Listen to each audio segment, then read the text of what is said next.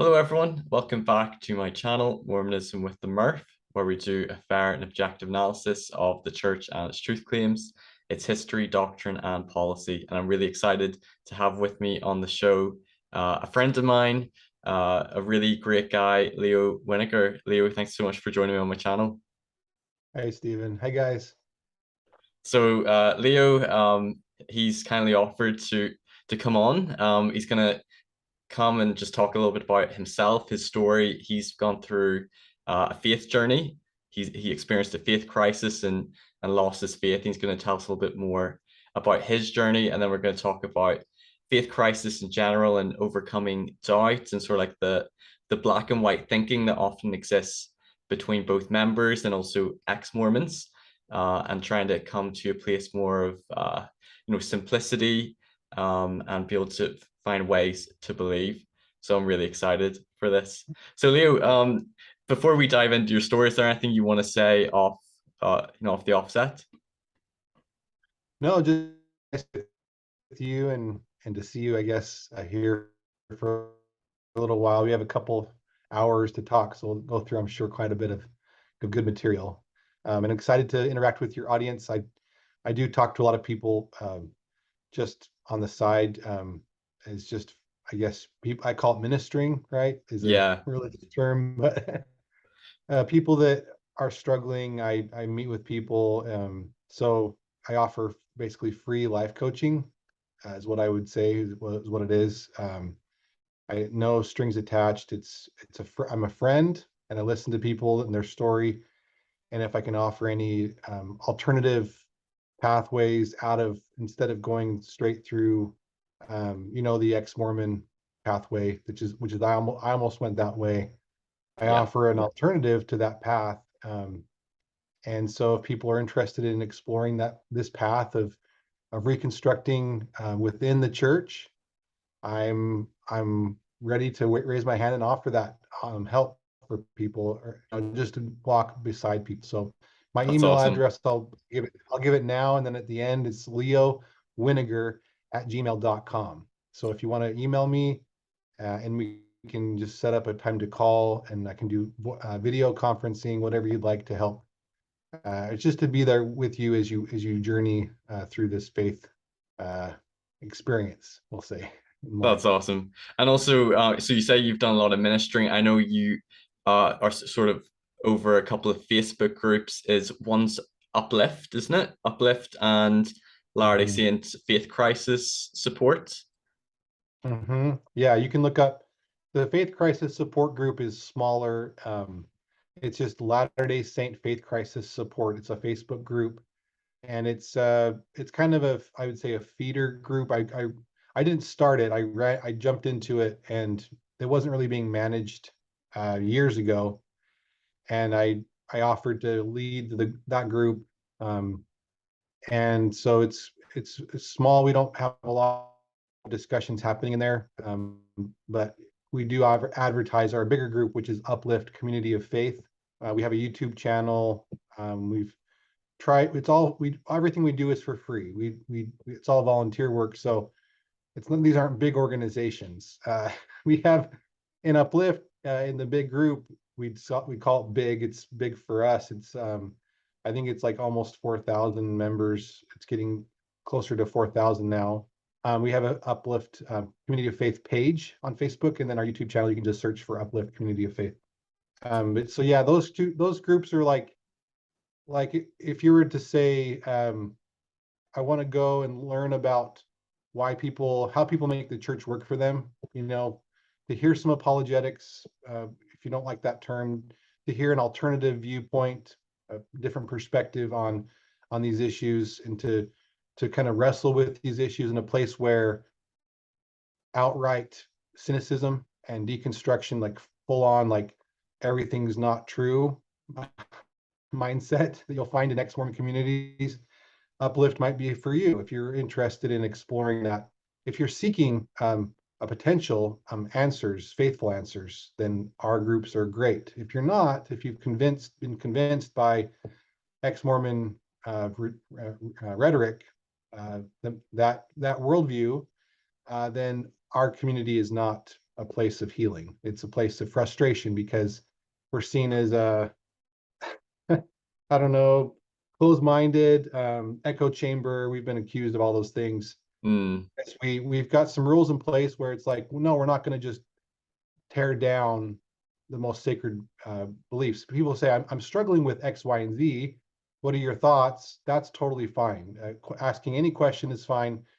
So that's just I guess, a disclaimer, right? If you're interested in joining these groups, and you can, it's just we don't allow for what we'd say unfettered, unlimited um, deconstruction. So right. yeah, Yeah. deconstruction is fine as long as it's managed and you're deconstructing things that are straight up false, like prophets are perfect. That's a false belief, right? So Yeah. we help people navigate through that deconstruction phase, but we don't allow for, the church. The church is basically based on fraudulent claims, and this is why I'm leaving the church. Those kinds of narratives, that kind of mindset is something we don't allow to be.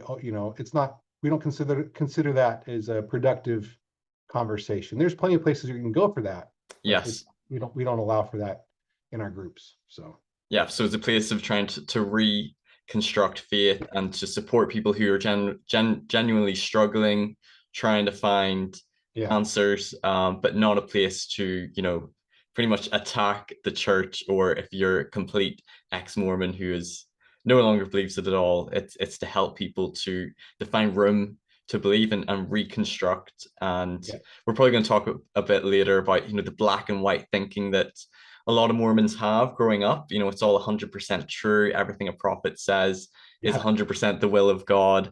And then when they find out things in the past, in history, that either haven't been true or that go against what they feel is right, that their worldview, that black and white thing, it can totally destroy their faith, and then they can go the complete 100% full 180, that yeah, everything is wrong.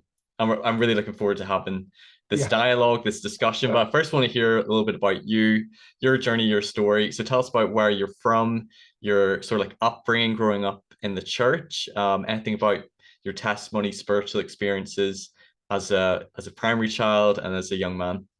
Yeah, yeah. And we can talk as long as you'd like about all this stuff. I love talking about it. Yeah, and Leo actually, whenever I first started my channel, he called me on the phone, and we exchanged a few messages, and we had a nice chat on the phone. And just a really sincere, genuine guy. It was really nice to have someone to just connect with, and I feel in some ways that our stories, there's some similarities, and it was nice to connect with another Yeah, member who is aware of some of the messiness of the history, but has found a way to believe and to reconstruct their faith. yeah. So I'm really excited to hear more about your story. So tell us, where does it begin? Okay, so yeah, I'll just say it is nice to connect with people like like me, like broken people like me.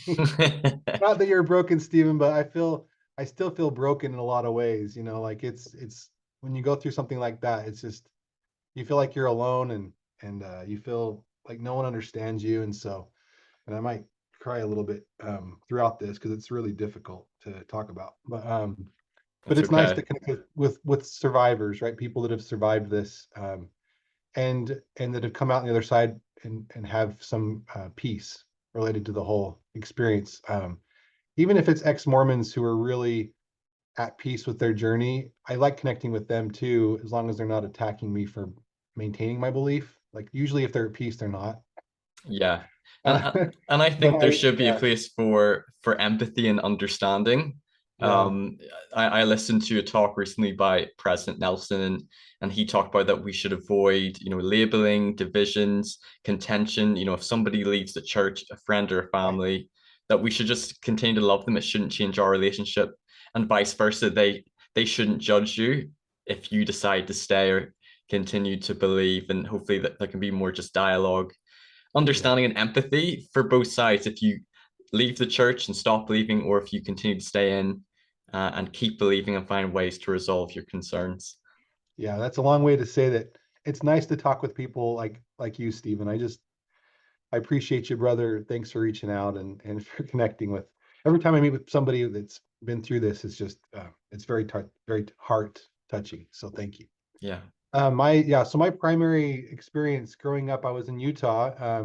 I grew up in Salt Lake, and then in Bountiful, moved to Bountiful, and my home ward, is Utah, Idaho, kind of strong ward as you can imagine. Really strong leaders, very invested in the church, very spiritual men and women. Interacted with a lot of really great men and young men, and my home life. My parents know a little bit about my challenges with how I was raised in the church, but my mom especially, she really tried to read scriptures and to instill the beauty of the gospel in our hearts. My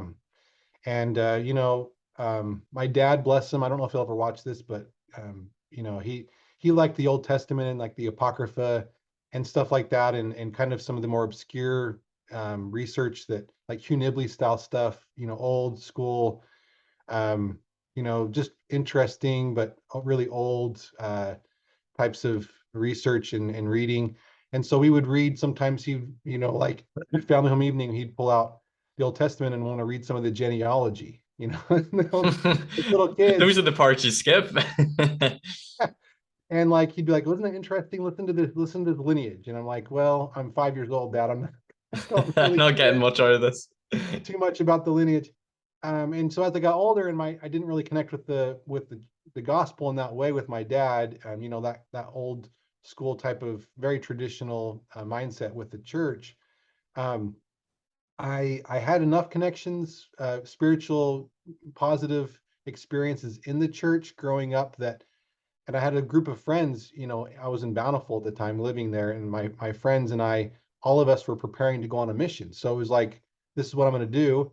I did read the Book of Mormon before my mission, and when I was 18, finally, I picked it up, and had a really, really cool experience reading it for the first time.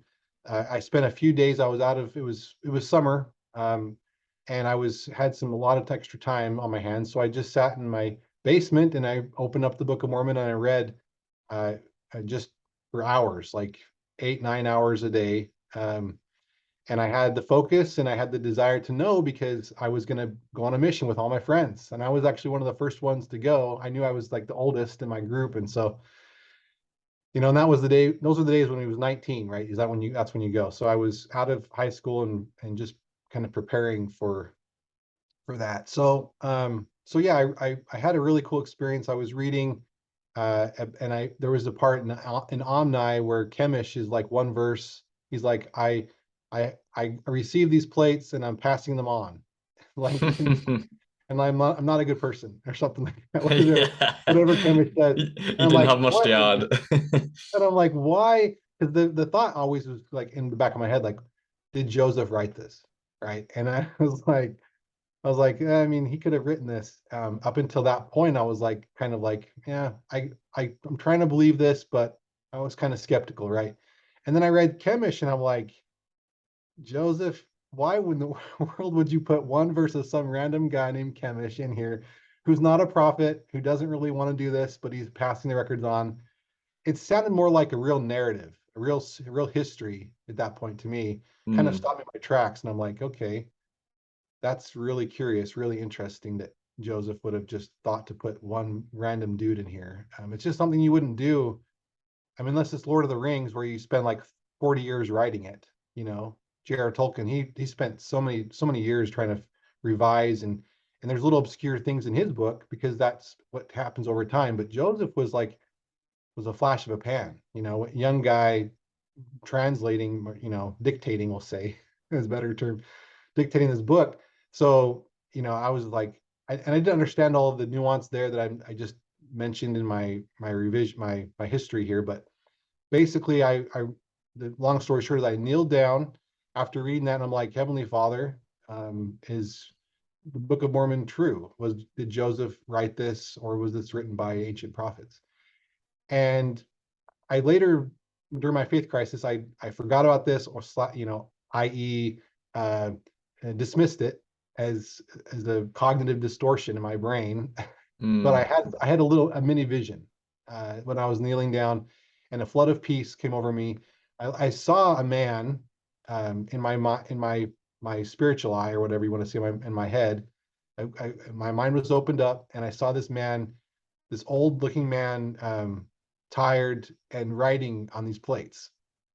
You know, Oh, some ancient guy, and it was like, and the spirit was like, "This is Chemish.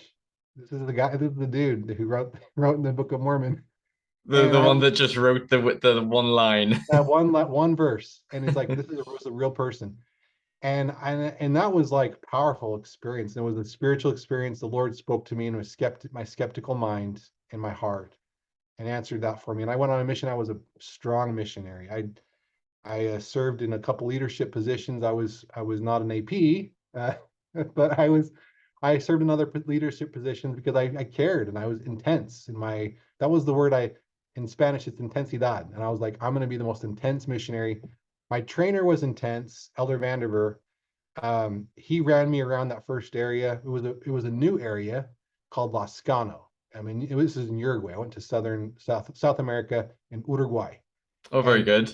Elder Vandiver, that dude, he was an AP before he got me, and he trained me. He's my dad, and we couldn't straight up run through the streets. We weren't allowed to run with our little satchel, but we pretty much did the Olympic, speed walk as fast as we could go everywhere. And that dude, I mean, he was legit, a legit missionary. So excited I remember driving to our area the first with a couple other missionaries in a truck, and he's like, Leo, or Elder Winegar or whatever, are you ready to baptize this whole city? They haven't heard the gospel yet. It was a new area. There'd never been missionaries there.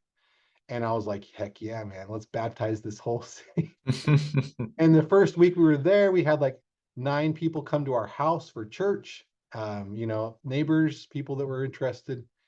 And we had some baptisms after a couple months there. And I left um, before the baptisms happened because I got transferred quickly. But that was first month and a half or whatever that I was there with Elder Vandiver, where we're just, so that really solidified my testimony, is the pure gospel of Jesus Christ and testifying of Joseph Smith.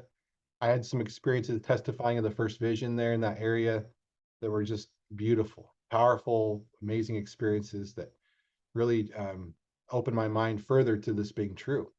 Yeah. And my mission president at the time, my first mission president on my mission, um, he was I would describe him as kind of like an army sergeant kind of guy, like a general. He had these really uh, loud shoes, like little clip clopper shoes that would screech on the tile floor in zone conference. And he'd walk up and down next to us, and he was just very stoic, very rigid, very black and white, right, in his thinking and his teaching. And I didn't really resonate with that. I respected it, and I was like, well, this is a strong, priesthood holder, a mission president who really believes this, and that was a good thing to see. But it wasn't until my second mission president, who's passed away, President Gardner was his name.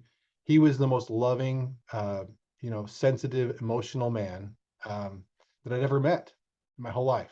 He came in, it was complete opposite, the contrast between the two mission presidents. And he was giving elders hugs, crying with them up in front of these Mm. conferences, looking them in the eyes, telling them that you're going to be able to do this. It was just like most, Christ-like man I'd ever seen. I didn't know it was possible to be like that as a man. I'd never seen that before. And so that further testified of Christ to me, and linked me strongly with the church through my mission president, so through this authority figure, right? Yeah.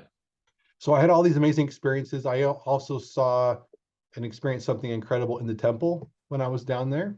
The temple was being dedicated while I was in my actual area, while I was down there. And I helped with like organizing the open house and getting people through the temple. I led some groups through the temple. I was just right there, and President Hinckley dedicated it. And in the temple, I had an experience that I tell some people about when they ask about it. It was very beautiful, very powerful, and further testified of the truth of the church. So that's my upbringing. basically it's pretty standard, but also very powerful spiritual experiences Yeah. that anchored me into the church really, really powerfully early on. And then after that, when my faith crisis hit. So we can talk about We can talk after. about that next. Okay, so you came home from your mission. Sounded like it was an amazing faith promoting experience. You know, really dedicated, zealous missionary. You had your strong spiritual experience and testimony of the Book of Mormon going out in your mission. You felt like you had subsequent experiences testifying of the first visions. You probably felt like you had strong testimony of the prophet Joseph Smith. Um, you talked about your temple experience. Did you encounter any doubts on your mission? Did you encounter any people that showed you any anti-Mormon material? Did you experience anything, sort of against the church on your mission? Yeah, it's a good question. You know, a couple things I'll just mention. I mean, there were some things, but overall, not compared to other people who go through, areas they're highly antagonistic towards the church. The people in Uruguay, by and large, didn't really know about us, right? These are pretty simple Christians, Catholics, a lot of them. So I met some Jehovah's Witnesses. I went to a Jehovah's Witnesses a meeting one Sunday or whatever, Saturday. I can't remember which day it was, but saw their intensity for their beliefs, and they were doing some practice missionary approaches, door approaches in their actual meeting. Like they had people come up Oh, and practicing in front of the group.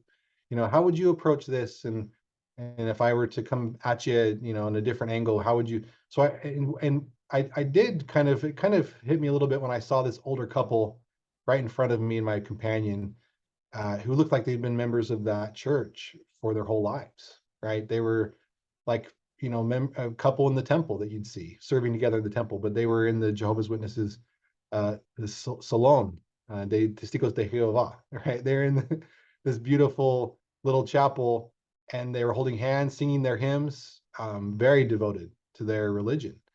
And that, for me, was an eye opener.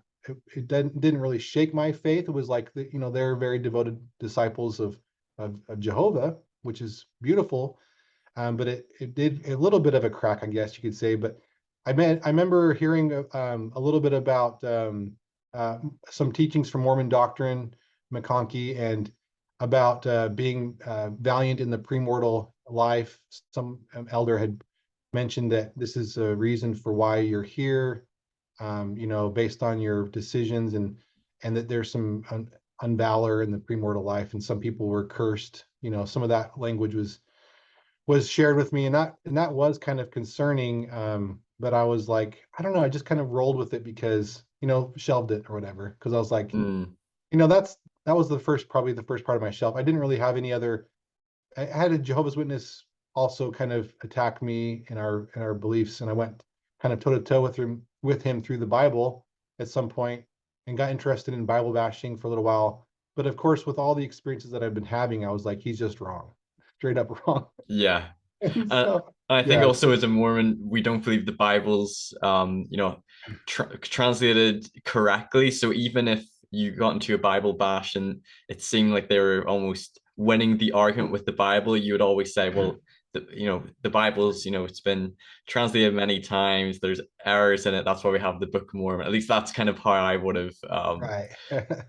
navigate my way through those like Yeah. discussions with people. Especially their version, right? They've got some weird insertions and Yes. deletions in their Bible. So That that's right. But overall, your faith was really strong after your mission. So when you came home, I'm guessing you went to school. yeah. Where did you study? And then you met your wife and got married. Yes. Yeah. So we had the first um, I guess year or so I was at home in Bountiful. I was living there with my parents, and um, was going to the University of Utah, and I planning to go. Well, I had spent like half a semester there already, and then I broke my ankle. I fell off of a cliff up at Flaming Gorge with my friends, the ones that had returned from their missions, and really bad break. I broke the calcaneus, the heel bone, and damaged all of my tissues in my ankle. cartilage was all busted apart. And so I was at home for a few months trying to recover from a surgery, and I dropped out of school. So I didn't continue going on to the University of Utah because I couldn't, I had to drop out of that semester. I couldn't go. I tried going one day. My mom, bless her angelic mother, she pushed me around campus, the hilly campus of University of Utah, in a Oh, wheelchair, trying to get what a me to get saint. it. Yeah, she's awesome. And she pushed me around, and I was like, we came back that day, and I slept through most of my classes because I was on pain pills. And we were like together mutually, we're like, I don't think we can do this. Because she was tired and I was like, I didn't get anything out of that. I was asleep the whole time. And so I dropped out of the U. I was going to study business there. Excited. I was, everything was good, but that completely changed my life. And then, would say God broke my foot because I went to BYU, right? No, just joking. uh, were you hiking, by the I way, or were you doing rock climbing? How did you, what were you doing up the It was a cliff? rope swing that I slipped off the edge of the cliff. I was a rope swing. I couldn't, my hands didn't hold on to the rope swing. I've been, my excuse is that I've been wakeboarding all morning, and getting pulled by the water. And I was a strong, return missionary. I've been working out and stuff, but all morning I've been trying to hold on to this wakeboarding pole, and my hands were just weak. And They were just numb. I went off the edge, and I couldn't hold on, and I just let go, and I fell straight down hit some rocks under the water that were along Wow, the edge. They're like 20 feet or so, and I hit a rock on my heel bone. All my weight went onto my left heel bone. So dang. it was a really bad experience. Changed my life. I learned how to play the piano while I was out. I sat and played piano for hours and hours with my boot on, like with my right foot could work. I So love the anyway, piano. It's a beautiful instrument. yeah, I mean, I'd played growing up. Had some lessons that piano teachers, they make you play the songs that no one wants to play. Like, what is this music? I don't even know what is. And then I picked up some songs that I really liked. Like there was um, I play what is it? Not Canon in D, but Moonlight Sonata. I thought Moonlight Sonata was a beautiful song, and so I learned I can still play Moonlight Sonata by memory. Um, so Nice. yeah, so learned piano during that time, that break from school, from life. But then I went to BYU, and initially started in a construction management. It's called facilities management program, and didn't jive with that at all. Uh, I I switched to psychology.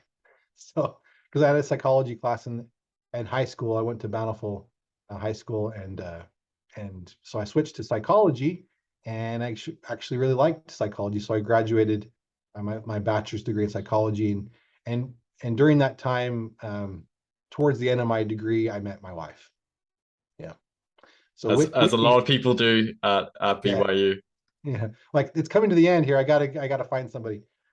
So but I dated a lot. Had a lot of good and probably bad experiences, I would say, dating. But I finally found Whitney, and she's a wonderful companion and my beautiful wife. And so we've been happy. We got married in the temple, Bountiful Temple, and we have 3 kids now. My oldest is 11, and then 8, Charlotte. She's turning 9 soon, and then my littlest Jones, Jonesy, he's 6. So, That's awesome. and we live in Dallas now. We moved. My wife's from here, so we moved back to her home country, and I'm a Texan now. Okay, very good. One of my companions was from Texas. I think it was Houston, though, in Texas. He Oh was yeah, from. Houston, nice. Houston's nice. Yeah. Okay, so you got married.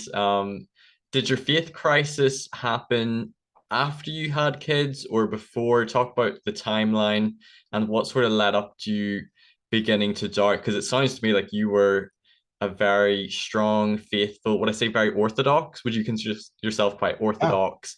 Believed it was all just 100% true, a very yeah, idealistic view of the gospel and of the church. yeah. I was a praise to the man Mormon, right?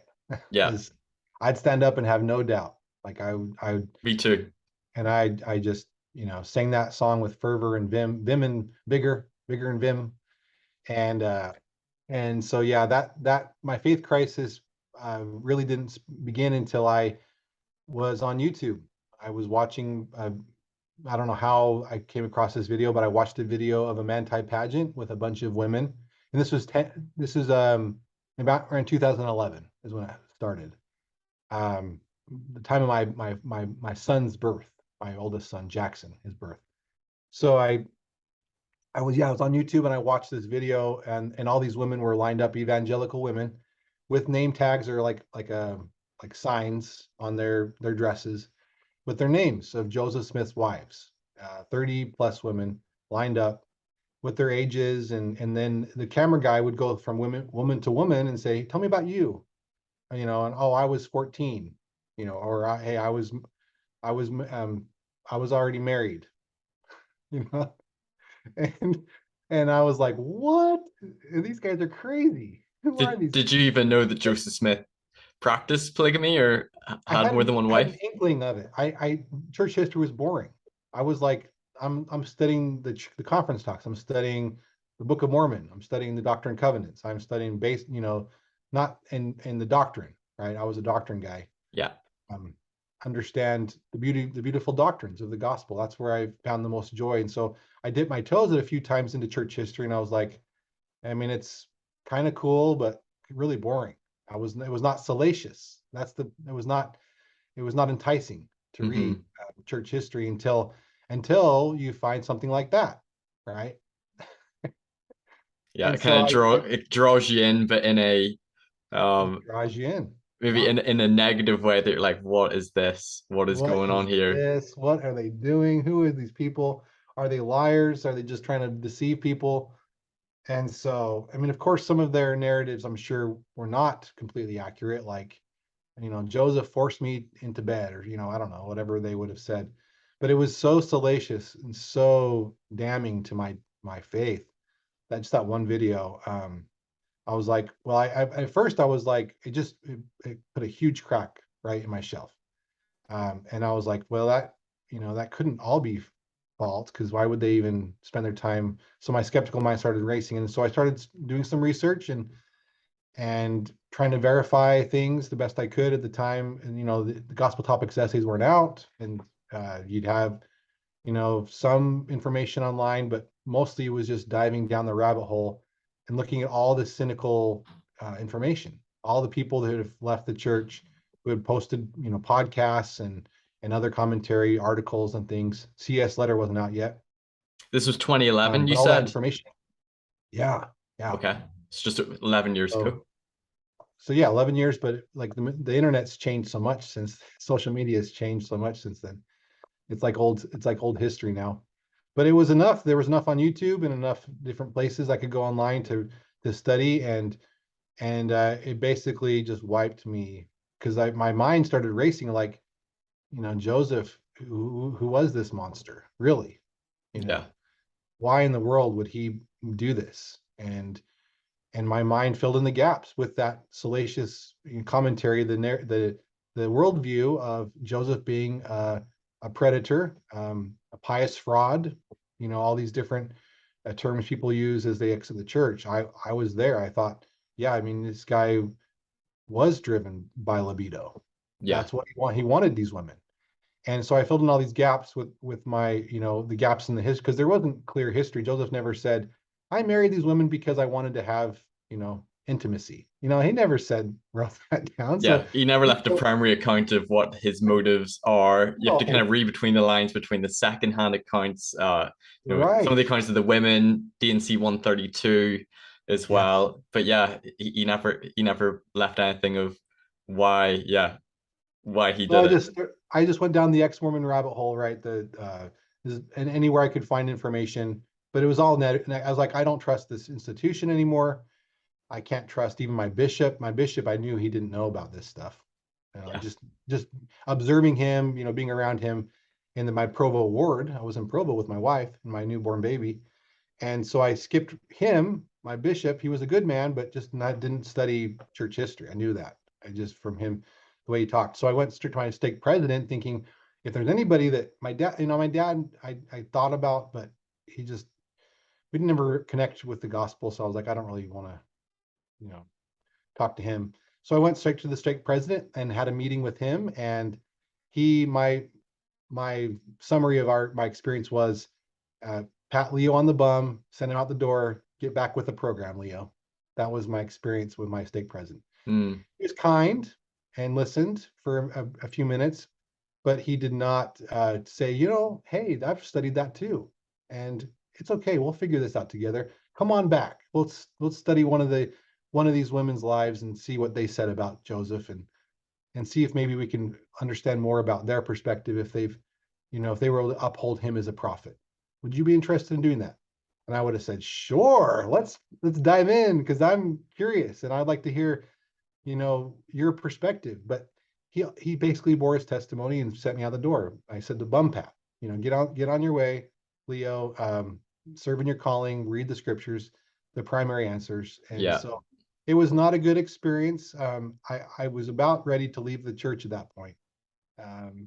And all of a sudden, one day, out of the blue, at my darkest moment, I had a voice in my kitchen, my little kitchen there in Provo. Out of the blue, no one was there around me. It was just quiet, and I heard a voice in my heart and my mind. It was an audible and spiritual voice, both pierced me. And the words were, "Contact Stephen Harper." It was a soft, beautiful voice, and it was the Lord. He spoke to me out of the blue.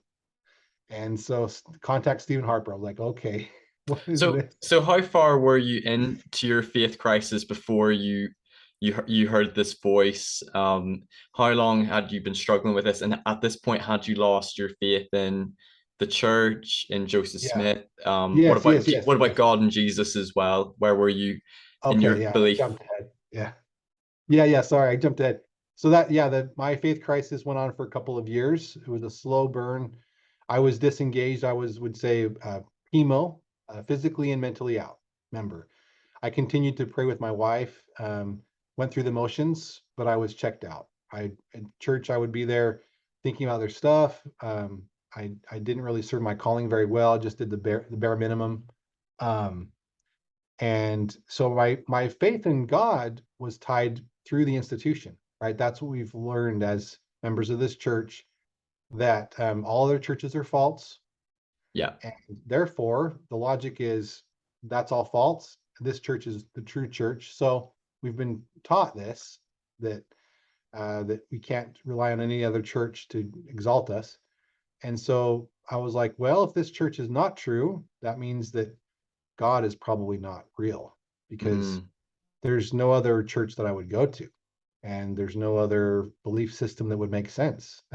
And you probably felt as well that your spiritual experiences confirmed the church was true, but you're experiencing these doubts and cognitive dissonance. And as you're starting to lose your faith in the church, you probably were starting also to lose then trust in the validity Trust. of those spiritual experiences. And Yeah, yeah. You can rationalize. I mean, unless an angel. I mean, even an angel. I mean, I can see some of these people that are so and entrenched in their lack of faith, that I could even see an angel appearing, being, oh, that was a weird experience, you know, mm, uh, dismissing it outright. yeah. you know, uh, Maybe even like a neon sign in the sky. I am God, believe in me. That wouldn't turn any hearts. It would be like, oh, what's the chemical composition? Was there some jets flying around? Trying You to find know, some there's some, naturalistic yeah, explanation. there's alien ships flying around the earth now. We know about that. Science has told us that there's some UFOs, or whatever you call them, uh, that could have come from the exhaust from an alien ship, you know. So like I would say, yeah, like you can dismiss, and over time too, spiritual experiences become less powerful. Like they become kind of like distant memories, right? Hmm.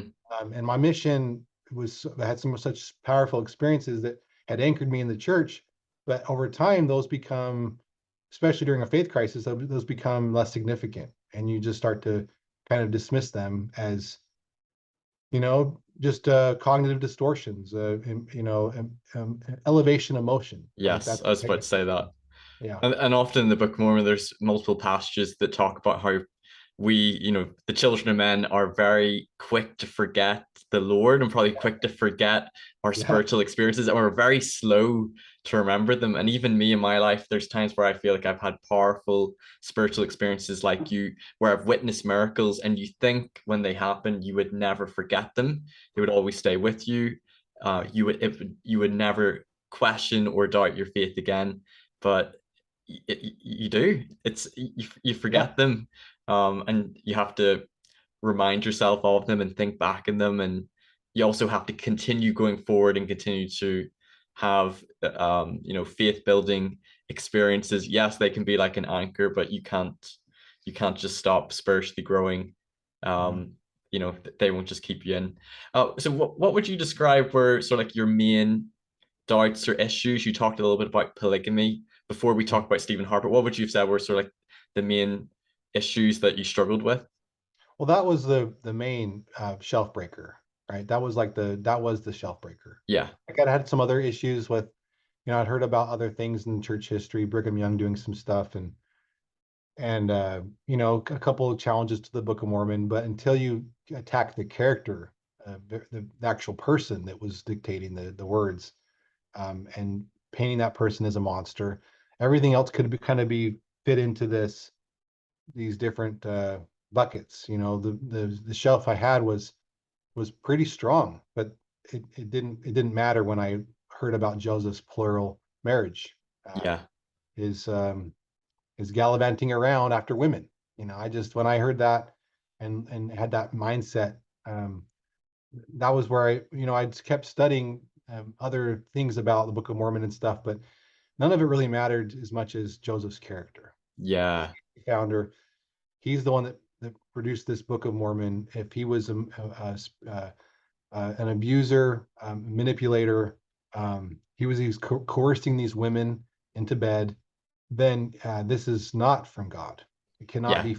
He's not a righteous prophet, and we grew up with this idealistic view of Joseph as almost like next to Jesus in terms of righteousness. If you watch Exactly. the film The Prophet of the Restoration, you see just this righteous man. He's just always trying to do God's will, a Yeah. martyr, and he's always portrayed in the best light possible, and sort of like his human weaknesses or mistakes, even if he was still a prophet, weren't really shown. So we were kind of set up to have this really idealistic view of Joseph Smith.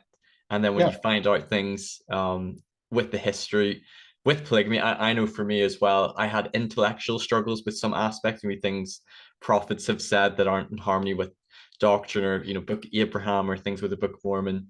But emotionally, like you, it was polygamy was the thing that bothered me the most, Yeah. because of the way that I saw Joseph Smith as this really righteous prophet, the prophet of the restoration, and yeah, really hard to reconcile it. Yeah. Yeah. Exactly. Yeah. So that, yeah, I could say there's a lot of other issues, and I've studied everything I can since then, continued to study. But that was the primary shelf breaker, was plural marriage for sure. And was your wife, was she aware of the doubts and the issues you were having, or were you kind of keeping it to yourself? And what impact was this having upon maybe you personally and your family life, you sort of like your happiness being in this faith crisis? Yeah. Yeah. Good question. Okay. So my wife didn't know. She kind of sensed something was happening because I was, on my phone at church or whatever, and just like not Not paying attention and not not engaged. participating. Yeah, not engaged. And because it's difficult. I mean, if you can pretend pretty well. Humans are really good at covering up their inside. I was really good at it. I studied psychology in school, and I was able to put on a good face and pray um, with her, and pray in ways that sounded authentic. Kneeling down at night, praying together. We continue to pray throughout my faith crisis. But I'm a protector. I'm a people pleaser. It could be a bad thing. It can be a good thing too. But I was just really scared of hurting anybody and of losing my wife too. I was scared. So I kept it to myself. I'd say closet atheist, or I'm mostly agnostic at that Yeah. point. Because of my institution was broken, the connection with God through the institution was broken. I didn't have a strong faith. I was open, sort of, but I was also just so embittered by the whole thing. Mm. So I went through the motions. I was able to mimic my old self, right? Be able to manage everything, but and I finally, after that reconstruction started happening, and I saw some light at the end of the tunnel, like a lot of light I was getting again. Then I told my wife, I was like, and I was in the kitchen again, almost the same spot where I had that other experience I mentioned. I said to my wife, hey, I've had something really bad happen with my testimony. I want you to know. And she's a simple, faithful believer.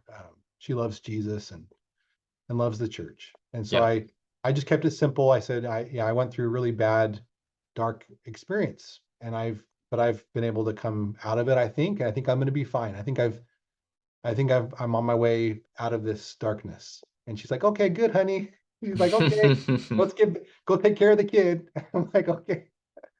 So yeah, it was Not aware of probably all the things that were going around in your head, right. the heartache and the The emotional journey. She conflict. doesn't, as an Orthodox believer, they just don't, bless them, they don't really understand the Yeah. dark night of the soul like we do. Yeah. So but she was, not mean. She just didn't sit in my pain and be like, okay, let's talk about that. It was just like, okay, I believe in you, Leo. She married me for a reason. I was a hardworking, good man. I think she thinks so too. Yeah. Okay, so tell us about, so you heard a voice that you Yeah. believe was God speaking to you at this time. And it was probably a really urgent time in your life. I can imagine. Would you say you're probably very close to being completely done? You said mentally you were checked out, but do you think you Yeah. were very close to leaving the church completely? Well, I was ready to tell people if I could find a way to tell people. I was Yeah. like, because this is the cognitive dissonance is so painful. Like what a waste of time. It's just a burden to get up and go to church and serve in a calling and go and minister, go over and home teach somebody at the time, home teaching. Like I can't even share a message with people and not feel like I'm lying to people. So yeah, I was just in a dark place spiritually, not happy with who I was, living a lie basically, Inauthentic. and authentic, and so I was ready to, but I couldn't bring myself to tell people like, hey, I'm leaving the church. I was just like, I need to just kind of hang on, and deep inside I was still like open somehow to someone rescuing me. And I don't even had you gone looking for any apologetics before reaching out to Stephen Harper? Had you gone looking for any faithful know. answers or responses? No. Okay. Oh, the arguments were so convincing, Yeah. uh, that I was just not wanting to even go there because it's painful. Like, I think I dipped my toes in a couple of things just to kind of see if there's anything, and just to try to confirm if the church even acknowledges some of this stuff. But then, like I said, there wasn't a lot of good apologetics. I mean, I think Fair Mormon's been around for a long time, but I didn't even really know about Fair yet. I just did, you get that taste of this is all false, and it just like I said, the word is salacious. It is Hmm. so, just drives you, day and night to just read and deconstruct everything. Yeah. It's like this is the truth, and because I was not taught this growing up, and it's true, then I cannot trust this institution. So I'm not going to go there. Bunch of liars. Yeah. You can feel betrayed. You can feel deceived because the Yeah. church has taught a very whitewashed, faith promoting version of the history, the narrative. Yeah. And then you find out all these things which are quite troubling to your faith, Yeah. that are very controversial and messy about church history or what prophets have said or done. It can cause you to lose trust and faith in the Yeah. institution. Right. Exactly. Like why would you go to the hand that slapped you? Like it's what doesn't make any sense. So you have to have an experience where it's like, oh no, knock you off your feet a little bit. Like, no, you can be more objective, less soldier like in your deconstruction and your exiting the church. Yeah. So I needed something to slap me in the face from the other side that was in a positive way, because I needed someone to get my attention. So anyway, I have reasons why I think I was lucky enough or blessed enough, whatever you want to say, to have that voice speak to me. I think my mom's prayers, to be Yeah. honest. My mom, she's a faithful, angelic woman. I think she probably sensed something and just was praying for me in my soul. Yeah. So, That's beautiful. yeah, I think that's why. I don't think I deserved it. Makes you think of it was Alma the Younger, wasn't it?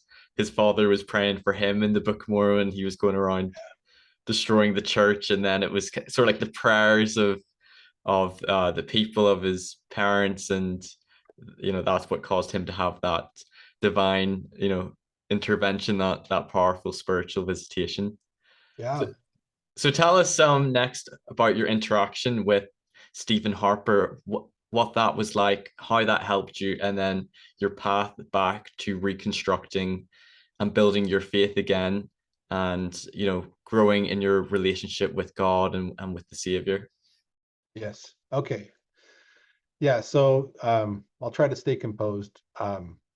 But yeah, my that voice stopped me in my tracks. I said, well, that's really interesting that out of the blue, I would just, because it had been a couple of years since I'd had Stephen for DNC, for Brother Harper for Doctrine and Covenants, and Professor BYU. He helped with the Saints volumes.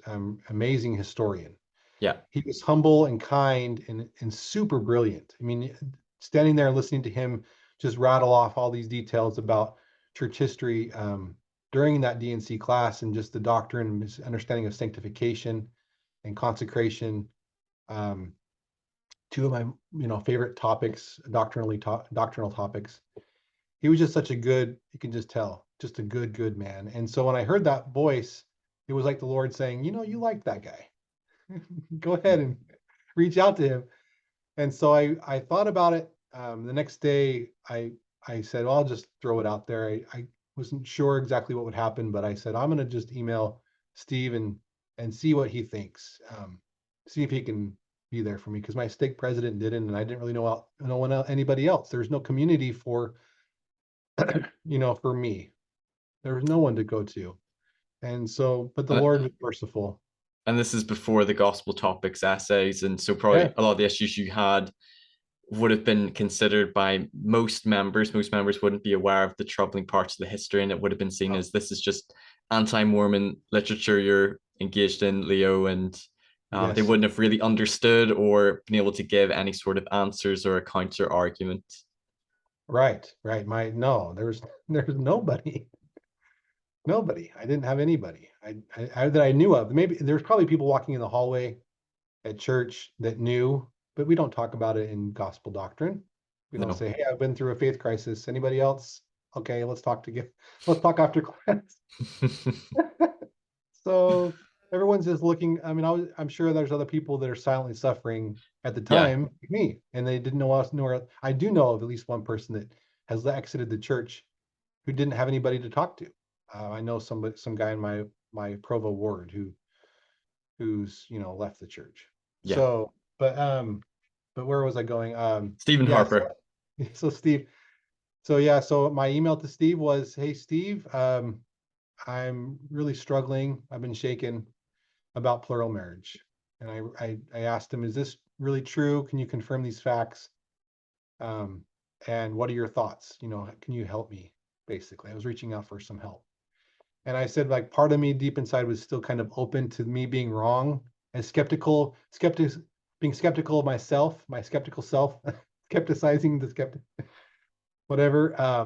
It's good to be skeptical and open to new information and being, Yeah, I guess, humble that I could be wrong either way. yeah, right. Yeah, being open to yourself being wrong. Um, I think it's a healthy thing. And Hmm. I think that when you're caught up in this mindset that the church is fraudulent. You're so convinced by it, it's hard to be open to that. But anyway, so I was like, well, I'll at least check with Steve because I liked him. He was just such a good Very person. soft spoken, very Yeah, articulate. Yeah, I've humble. listened to, yeah, yeah. Okay. I mean, he needs a paycheck from BYU, but I was like, I don't think he's doing this for the money because he talked about consecration. He loves that topic, and his heart was just so into just blessing people and loving God, and just so pure and genuine in his intentions. I could just sense it. I can sense good people. And I knew that Steve was a good person, but I'd forgotten about him. I didn't think about it. So when that voice said contact Stephen Harper, I was like, I'll give it a shot. So I did, and I emailed him and outlined my concern. My primary concern was with Joseph's plural marriage, and so his response, his email, is beautiful. It was perfect. It was inspired because he confirmed the facts. He said this is what you're right about this and this and this. Check the boxes, and then he said, but Leo, my dear friend, as someone who's been struggling with this himself, he said, um, the new assumptions that you're making about Joseph, where are those coming from? Are you willing to re-examine your new assumptions that you've made about him? Can you re-examine those? And I just, that question alone, like, whoa, can I re-examine? Am I really open to re-examining? And then he said, if you continue to study and continue to seek God's favor and his answers, his information, his revelation, seek revelation, um, and be open to the information, a different perspective on Joseph, then you can come to a different conclusion, a different mindset, different worldview. And because I have, basically, and I've studied everything. I'm like, there's someone else who knows all of this, but chooses to believe. My mind was blown. I was like, how can he? And and so I was like, well, maybe I'll try praying again. It was like, I was like, holy cow, I can try praying again. But I was still angry. Yeah. So yeah, I was really angry. And that's one thing I found really interesting since me doing my channel, since talking with different individuals, listening to both faithful historians and critics, is how there can be there's the factual history, there's the things that are facts, but then often our conclusions is our interpretation of the facts, Interpretation. and there can be different interpretations from individuals who know the documents really well, who know the history really well. Stephen Harper, he's an expert on the first vision. I'm sure he's an expert on all things with church history. Brian Hill's on polygamy, and you can have a critic who knows a lot of it, and they would come to their conclusion that Yeah. he's a fraud, or he's a con man, or a sexual predator. But then you listen to them; they know all the documents, and they can see, this is a prophet. He was commanded. Yes, he made mistakes, but they can find that faithful interpretation, which is amazing. Because if all you listen to is things against the church, things that are critical, you feel like that is the only conclusion you can take, the only interpretation there is, and they provide a different perspective. Yeah. Yeah. It's layered meaning, and facts are neutral. Uh, this happened, right? And if you listen, I mean, even some facts aren't neutral. Like, I'll just put a disclaimer in there. You may have someone who said this happened, and they'll describe it, but it didn't really happen that way. So even historical facts are sometimes convoluted and messy. And so when you learn that this is not so straightforward as even the characters in church history described things, then it kind of humbles you, right? And you have to kind of take a step back and be like, well, that's one person's perspective who actually wrote that document, or who's heard someone say something. That's their filter. That whatever Joseph said in that meeting, that person filtered it through their brain and their experience, their biology, and then that's what came out on the page. Maybe they added a little bit here and there, but maybe it was a little different. So you have all these like variables at play, and the interpretation on top of all of that messiness of of characters in church history trying to document what they saw and what they experienced, what they thought, what they felt.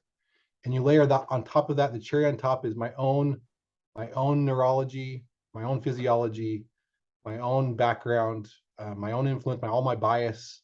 And it's a big mess. Like, and for anybody to be so certain after you realize that, of how many variables are at play, to me is just doesn't make any sense. It's illogical that we can't be epistemically humble and be able to sit down and be like, oh no, I might be wrong. And as a church member, I still am looking for, I could be wrong. And I would be interested in hearing from anybody who maybe watches this, who's an ex-Mormon, who says, no, Leo, you are wrong, and this is why. I'd be interested in hearing that silver bullet. Yeah. I'm not close to that. But as I've searched and been a seeker now, I'm a seeker. I'm not a soldier. I'm a seeker. And I'm open to anything for or against. And I've studied it all as much as I can get my hands on over the past 10 plus years, like voraciously studied. And I cannot find anything that definitively proves that Joseph Smith was a false prophet. I can find stuff that's like, oh, he was mistaken here, or he made a big mistake here, or he thought he was doing what's right and he didn't. But nowhere can I find anything that says Joseph was a fraudulent, con man. Yeah. So that leaves me open to revelation. Now to say I'm open to God, the sixth piece of evidence, or sixth channel of evidence, the sixth voice. You have all your five senses, say five, and then you have your six over here. Sorry, six. So my sixth is my spiritual sense. Am I open to spiritual knowledge? The transcendent, the divine. Is that a reliable source? If it's pure and if it's not just my emotions, my elevation emotion, if it's actually God intervening and giving me knowledge, is that reliable? Can I be open to that little seed of faith that Alma talks about? And if I'm not open to that new knowledge from a different, outside of my five physical senses, then am I really being truthful with myself? And I was skeptical of myself. Like I need to be open to spiritual knowledge. And so when Stephen, Brother Harper, asked me to re-examine my assumptions and to be open to revelation, that's basically what he said. He said, your five senses can be considered reliable. But what about your spiritual sense that you've forgotten? Yeah. And receiving that revelation from God, from the source. And most of my answers have not been through apologetics. I mean, I call my apologetics the priming the pump. That's what I call it. And if I prime the pump and I've got water ready to come out, the water is revelation. The priming doesn't quench my thirst. I need water, and my water is our visions and pure answers straight from God, out of the blue, that couldn't come from me, that were beyond my ability to make up. That's beautiful. So if you're open to that, God speaking to you, then my testimony is, I don't have a testimony of many things anymore like I used to, but I have a testimony that God can speak to you if you're open to his voice.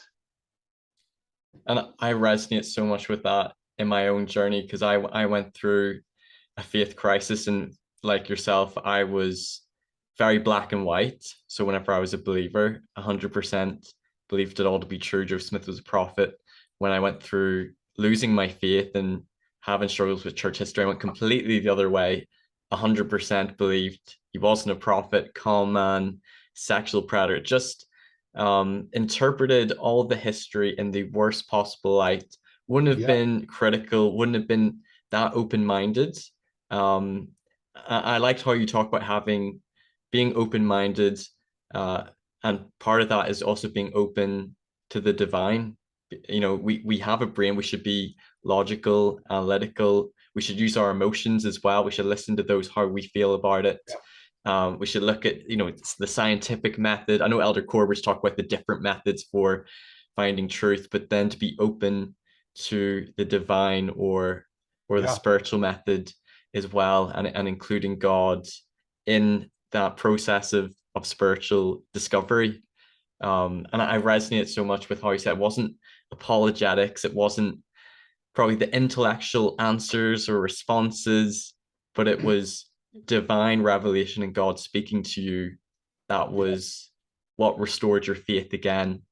Um, and that Yeah. really, faith isn't so much about convincing arguments or evidence. Yeah, I think they're important to an extent Yeah. because we have a brain and things need to logically make sense. But really, and it was similar for me in my journey, it was a spiritual experience where I felt God was speaking to me that restored the faith again. And I think Yeah. that's beautiful. Encourage people to be open and to turn back to God in prayer, uh, in your faith journey, in your faith crisis, man. So Yeah. so where would you say, so in this process of reconstructing your faith, overcoming your doubts and your issues, can you describe what your faith is like now? And Yeah. maybe talk about as well how, there's very much black and white thinking with our Mhm. faith, and you've probably become a lot more nuanced. There's a lot Yeah. more gray. We have this very idealistic view of the church, of prophets, of the gospel, and then when we find out the reality, that can cause, our shelves to break, and there can be suffering in this gap. Could you talk maybe a little bit about that, just about your faith now as you've been reconstructing? Yes. Okay. So the two words that I like to mention, talk about, are power and beauty. So the traditional narrative growing up in the church with black and white thinking, there is great power and beauty in that. It's simple. Yeah. You stand up and you sing praise to the man. You go to the conference center. You have the prophet walk by you, feel like angels are around about him. There's this incredible power and beauty in the church in this very simple narrative. And I think the Lord, I'll be straight up with everybody, I think the Lord is okay with that. He's been okay with it for thousands of years. I I'm God, believe in me, follow me. Those simple words, just follow, believe, follow. That's what religion, the pure religion is, right? It's pure, undefiled, beautiful, powerful, and beautiful. And I've had many family members in my past. My grandma, Winegar, I don't think she understood. She passed away, and I don't think she understood much of this. I know that my dear mother doesn't understand all the church history, but these good women um, know the power and the beauty of the restored gospel. And I had experienced the power and the beauty of the restored gospel in its most simplistic form. And I think the Lord is okay with people living and dying, spending 90 plus years, 100 plus years. That's their narrative. Believe in me, follow me, love me, serve others. That's what the gospel is. Yeah. And so when you layer all of your intellectual cloudiness, uh, the swirling whirlwinds of church history, of contemporary arguments, current issues, current events. The prophet did this. He was vaccinated, or the church exclusion policy, 2015. All that swirling, you know, the core, the most basic part of what the Lord wants us to do is to believe, to love, and to follow. And so you have all this other stuff, this ancillary stuff that's clouding, can be very clouding, uh, and difficult to sense that most pure version of the gospel. And so that mindset, black and white mindset, works. It's worked wonderfully for thousands of years. And now that the advent of the internet and people are the younger generations, especially I'm a millennial, I'm in the very tail end of millennials. I look like I'm older, I have gray beard, but I'm not that. I'm not probably a super old gray beard guy inside, especially. But I was touched by the internet and by this new wave of, I'm gonna intellectually need to prove this to be true. And that's a distraction. It can be a real distraction. It can become a powerful uh, tool to be intellectual about this whole thing. But when it comes down to it, simplicity, what's called simplicity beyond complexity, the Hafin's model of faith, it's super true. It's true. I, this is the path that many people are finding themselves on. They have a simple belief. They experience the stage of complexity in all different ways, church history or current events, LGBTQ, women in the priesthood, whatever it is that makes your whole experience in the church not as powerful and beautiful. It distorts it. It makes it look ugly and gross and wrong and backward and manipulative. It's the bite model, right? Behavior Yeah. control, information control, thought control, emotional control, all these controlling elements of this cult, right? All that information, all that swirling whirlwinds of cynicism, it can rock you to the point where you can't see the power and the beauty. And so until you can reconcile all of those difficult issues in your heart and your mind and receive some revelation, there's no power and beauty. It's a big it's a bunch of hogwash. It's a waste of my money. I'm not going to spend money on this false church cult. I mean, it's just infuriating to even think about. And people are infuriated. They say, I spent 50 years, 60 plus years in the church, thousands and thousands of dollars, hundreds of thousands of dollars paid in tithing to a church that's defrauding people, controlling people. Yeah, that's really angry. But guess what? If you get beyond that, the clouds depart. And I've sat in sacrament meeting before, and I've watched the table where it looks like the body of Christ is laying there under that sheet. And I'm like, my Savior, he's here. And I've experienced Jesus in the most profound ways through this institution when I've been able to escape those clouds. And I've needed to be able to escape them. I had to have some kind of reconciliation, some kind of understanding about these issues, and be able to see prophets in a different light and say, oh man, they're just men. They're just men who have been called to do difficult things, who have tried, who have made mistakes. And I have a new model, mental model, through a vision that I received. It's called restorative light. And that's how I now frame the entire church experience, all the authorities of the church, and myself even, I frame it through this new restorative light model. And that's allowed me now to be able to worship simply and manage my, all the complexities inside of my heart and mind that have been mostly resolved. I still have some unanswered questions, but for the most part, I'm at peace. Christ has brought me peace. Could you explain that restorative, you said light model? Yeah, Could you explain what you mean by that? I think I might know from listening to other videos, but maybe just explain what you sure. mean by that. Yeah, the restorative light model was when I was wrestling in part of my reconstruction phase. I was wrestling with the fallibility of prophets, and I have a Saints Unscripted video coming out, I think this week, maybe today or next week, Okay, where I talk about I'll this link this that in the vision. description. Yeah, yeah.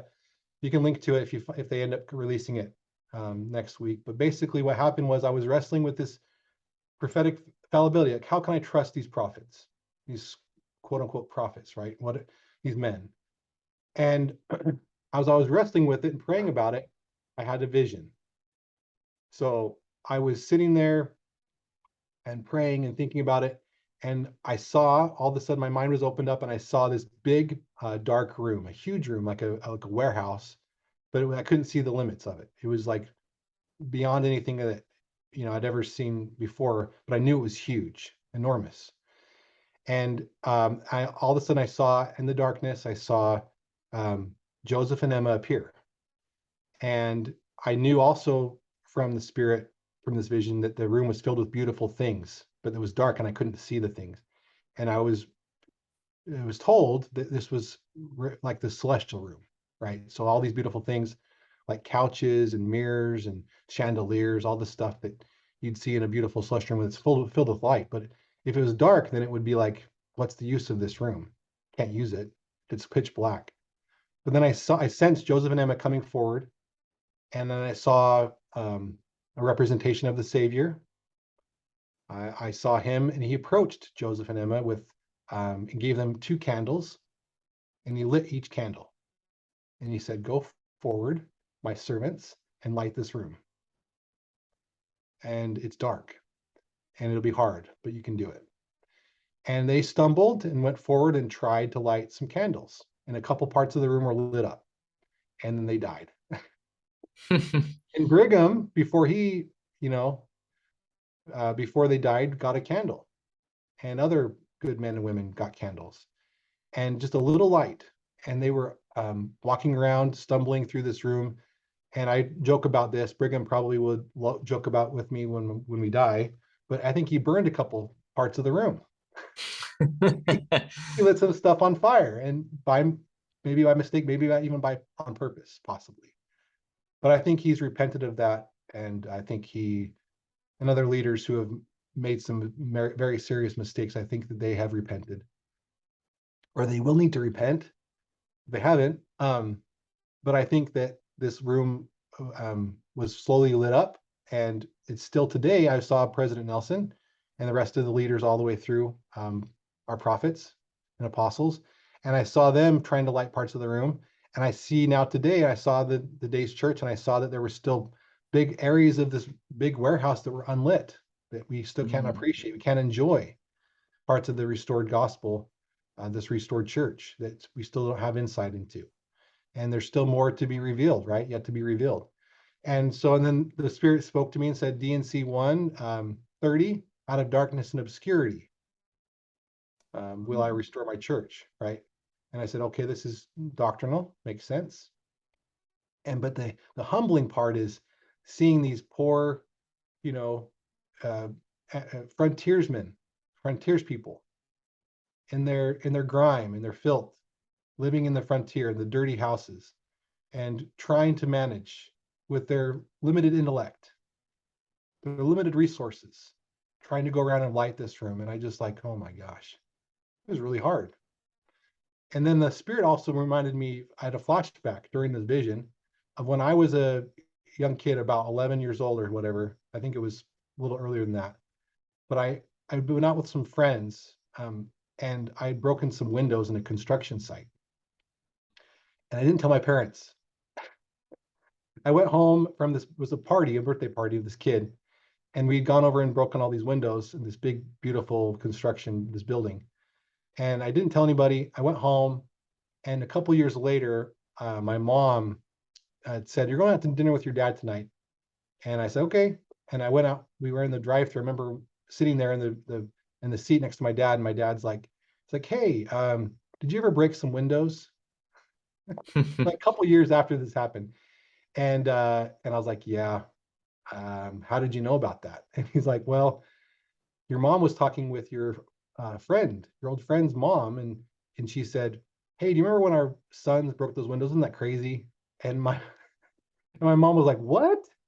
You my son broke windows?" And so she learned about it from my friend's parent, my friend's mom, years later that I'd done this. And so anyway, I had a flashback back to that experience where I had broken these windows, and the Spirit asked me piercingly, he said, "Do you condemn yourself for operating with limited light as that little kid? Do you condemn yourself? Were you a bad kid?" And I said, "No, it was a mistake, big mistake." And I even lied about it. And he said, "Do not condemn my servants for operating with limited light." And I was like, oh my gosh. Yeah, Wow. that's it. That's the answer. So ever since then, and before that, I kind of had this premonition that, prophets aren't perfect. But now I can look at a mistake and say, it's a mistake. Yeah, Yeah. the priesthood ban. Brigham, I think you made a big mistake, brother. I think you probably know it too. And all the prophets after that. It's The like they the see, wrong road. Yeah.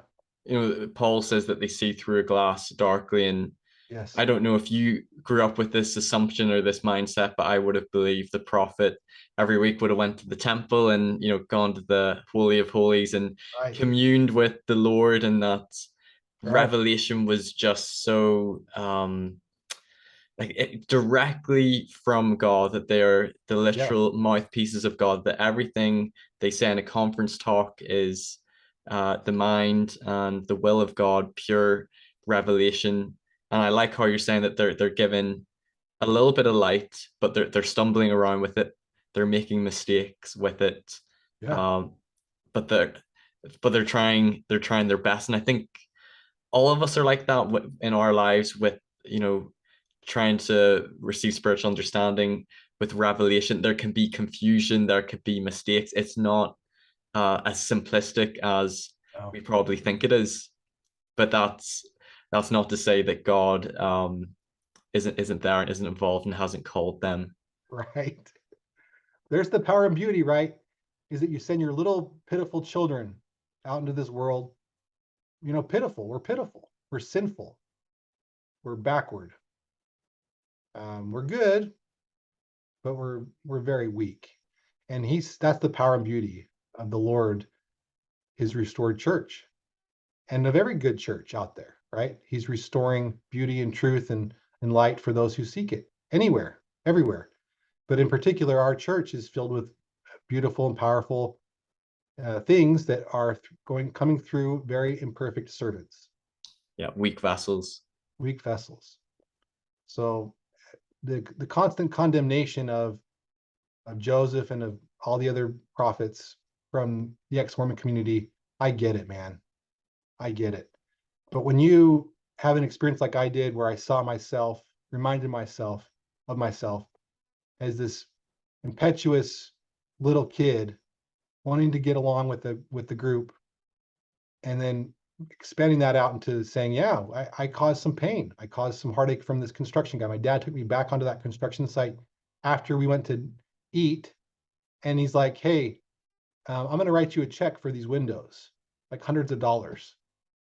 I'm not sure if that will cover what my son did, but he's sorry. And I was just so tormented, but it was healing. He Yeah. was the mediator for me. My dad's a good man. I kind of gave him a hard time at the beginning, but he demonstrated Christ-like love in that moment, and was able to reconcile that situation. And I made a huge mistake as a kid. I knew it was wrong. Even I, acted even maliciously, you could say, but I cannot condemn my past self. I was a child, and I can't condemn myself today either. I don't think Christ does either. And so whenever we're condemning, accusing, that's why the Satan's the accuser. And that's why I think he's so powerful. Accusations have so much power. And I think that if we can see around that and see through it and see, you know, if John Dehlin hears this, or anybody else, ex-Mormon community, people that are very, set in their commitment against the church, here's this, I'm going to say, I love you. I understand that mindset, but I'm saying there's an alternative. You can have a charitable view of these good men and women like you have for yourself. Apply that same logic. Don't condemn your past self, and don't condemn them. See them as people who are trying, who the Lord is working through. Try to see that. And if you do, the Lord will open your mind and heart through revelation, and you can come back to the fold, come back to church, be rebaptized, John. And that experience that you shared, it almost made me think that we can look at prophets who we can look at Brigham Young and his teachings about, blacks and being cursed, not having the priesthood, or Yeah. Adam got there, and we can look at them and judge them. And I think, like you say, I fully understand that it can really cause you to doubt, are they actually a true Yeah. prophet? But Right. your experience almost was like God showing you how he views them, Yeah. seeing them through his eyes, in his light, and not through our mortal perspective. Yeah. Yeah. That's the miracle, right? Working through a child. Whenever my kid, does something cool that I've helped to guide him to do, it's a miracle. Like, like I say, Jones, let's pick up your monster trucks. We're in his room, like, Jones, can you work on this? Pick up these monster trucks. Like, Dad, I don't want to. Dad, he throws the monster truck against the wall, breaks the monster truck. Like, he can make all these mistakes, and by the end, the room is clean, and it's a miracle, but it was messy. There was tears, there was pain, because I I pull on his ear, like, listen, listen, Chunks. And, it's not an easy process. And the Lord has created a world that's not free from pain. And that's really important. That's as part of my epistemology, it's a um, my personal theodicy Mm, is how I deal with the problem of evil. It's like the core of this is God has created a world where it's not free from pain and from evil. It's part of the experience. We have to have it. He lives in a place where he can still mourn and still experience heartache. yeah, He's not completely pain free. And so it's a natural law. It's an eternal law, the law of pain. And so if you understand that and say, well, the Lord in his mercy has created this church with imperfect leaders called imperfect people, and still is able to produce a beautiful result at the end, a clean room, even if you throw a bunch of monster trucks along the way, it's still a clean room, and we're still headed in that direction. Our direction is good. We've had some wrong roads. The priesthood ban was a really long for us. For the Lord, it's a flash in the pan. He's yeah, beyond that. He's timeless. He operates beyond time. So he sees the hundred and whatever years of a priesthood ban is, oh, that's yeah, but that's not a big deal. It's painful.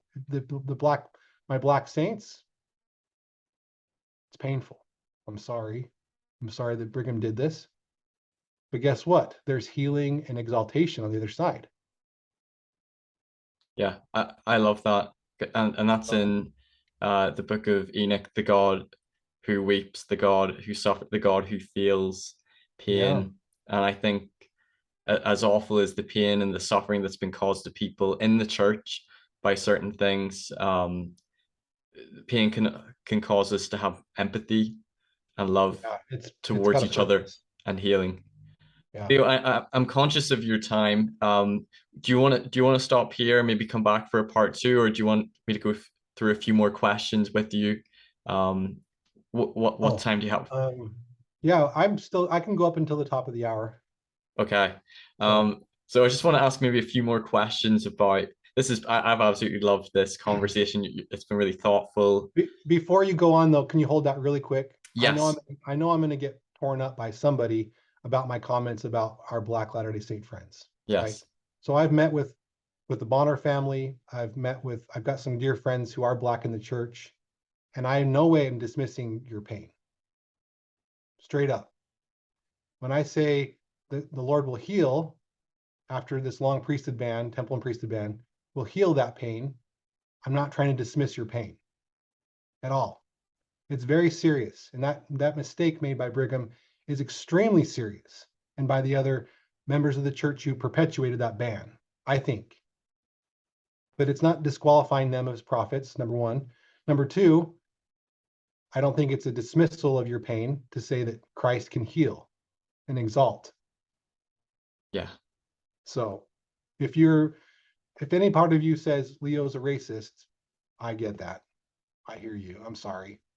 But I'm also going to say I can't excuse my knowledge that Christ heals from racism and a history, a long, long, long, wrong road of racism.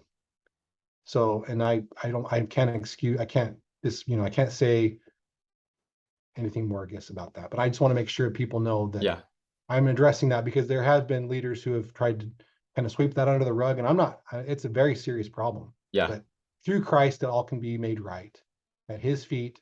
If not now and healed, if you can't be healed from the pain now through Christ, through this restoration of all things that are beautiful and powerful, that's okay. But Christ will heal all that pain in the next life for sure. No, I love that, and I don't see it as that you're being racist. You're just trying to dismiss their pain, but you're trying to show empathy and that they can find healing. Yeah. And I can see that you're genuinely sad and sorrowful over the things that have been done to them. Oh yeah. I'm going to put on a wee bit of my critical hat for a moment. I fully empathize and resonate with you, but I can see my ex-Mormon self or a listener maybe saying, Yeah. Yeah. Let's do it. well, prophets, they've they've been put on this pedestal. They have this divine calling, special witnesses of Christ. They Right. claim to speak to God, and maybe they've been portrayed in a very literal way, and that they should be held to a higher standard than most human beings, and they should Right. be held accountable for, we've been taught prophets won't lead us astray. Prophets, speak the truth. Right. But yeah, there's been times where they've gotten things wrong doctrinally. I think the priesthood ban, maybe the LGBT policy or ways which really has impacted people, their Mm. lives, not just a doctrinal statement, but it's really hurt people, and that they should be accountable for that. They should publicly apologize for that, and they would also see it as they're not they're not operating or fulfilling their role as a prophet. Now, I think you've kind of answered that a bit with sharing your experience, but would you have any quick response to somebody Yeah. who's probably thinking that and thinking you're being too nice to Brigham Young or too nice to President Nelson? You're being too generous. Yeah. Well, yeah. I mean, I'm not going to just say wave the magic wand and be like, yeah, it's, I no, that's heavy. Yeah. That's a heavy question. How far can a prophet go before the Lord, assuming there is a God, which I believe there is, before he can say, yeah, you're not a prophet anymore. Yeah. Um, you know, I but that question, there's power in that question, right? Because I'm not God. So I'm looking for fruits, right? I'm looking for reconciliation, for restitution, for healing, for peace, Mm. for direction. I'm a stats guy for my work. I do survey research, and we do these big dashboards for our customers, reporting dashboards, and we're looking for trends in the data. And is our church more backward than it was in 1820 or whatever, 1832, 1830? Go to that date. Yeah, it's not more backward. Clearly, we have way more light, and so I'm going to say, yeah, the Lord is leading many good churches towards Him. It's all like it's superhighway analogy. Every church is headed in this direction towards God. Our dear Muslim friends, do they have the power of God in their church, in their religion? Absolutely. Right. Our evangelical friends who love Jesus.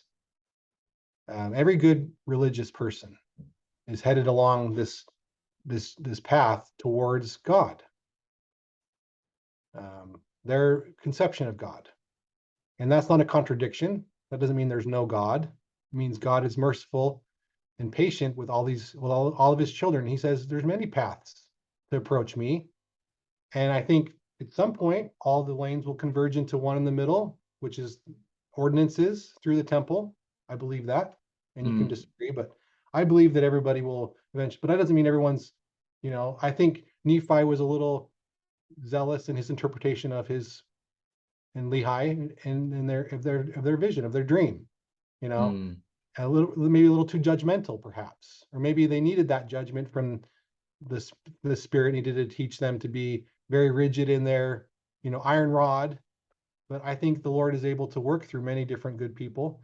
So I see our prophets as good, well-intentioned men, and I think that the Lord, that's again the miracle of what He does. The beauty and power is not in the cleanliness, the simplicity. I mean, it isn't simplicity, but like how to describe this? The power and beauty is through the messiness. The Mm. messiness is beautiful. When Yeah. I look at the end result of my son and I sitting on the floor, wrestling to get his monster trucks into the box, and it's painful, it's messy, but there's power and beauty in that process. By the Yeah. end, I'm hugging him. He's hugging me. Say, Thanks, Dad. Thanks for working with me." you know, and that's the restored gospel. It's being restored. The gospel, I'd say, in the purity of the gospel, we've got a good handle on that. but the Yeah. church is still being restored, right? We have to do these different terms. There's still more to be revealed. And so I see the prophets as making serious mistakes, these long, wrong roads. And I say condemnation that's God's job, Yeah. not God. So yeah, I could Brigham have been disqualified from being a prophet? Possibly. But I see the power of God in President Nelson.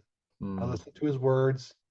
I study and I attend conference. I attend sacrament meeting. I go to the temple and I can feel the power of God in this church.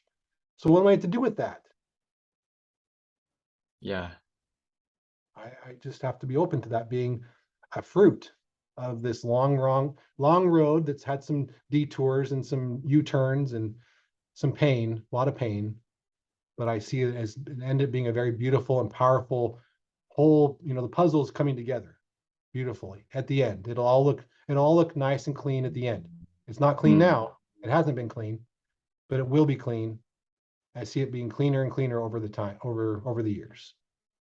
Well, I like that, Is that a but way to answer it? I don't know if it's suitable. no, I've had so many thoughts as you've been talking. I don't know if I'll be able to remember them all, but I really liked how you said that, even though we were taught very faith promoting, you might say whitewashed or sanitized history, and it's powerful, it's beautiful, it's inspiring. But then when you look at, things in church history, if you even look at your own life, Yeah, you probably feel like you've had some powerful, miraculous spiritual experiences, but you've also had some messy, hard trials, maybe some faith demoting experiences. yeah. But does that make it any less beautiful or any less inspiring?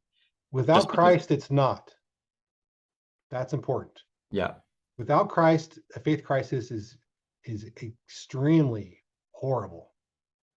It ends up being a loss, net loss.